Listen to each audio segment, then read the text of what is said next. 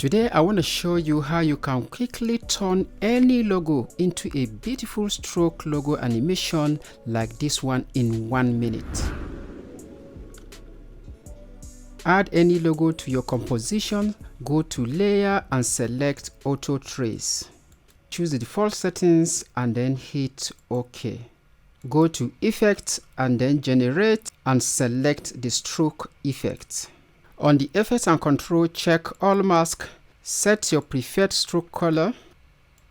On Paint Style, change it to Untransparent, increase your stroke size.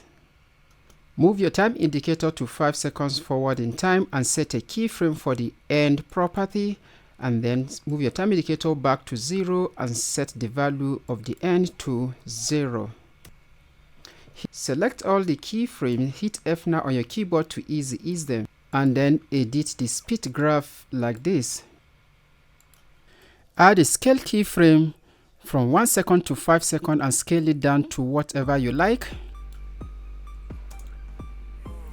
And that is how you can turn any logo of your choice into a quick stroke logo animation in Adobe After Effects. If you have a motion graphic asset, you can add that and it will make your stroke logo animation look like it is done by a pro.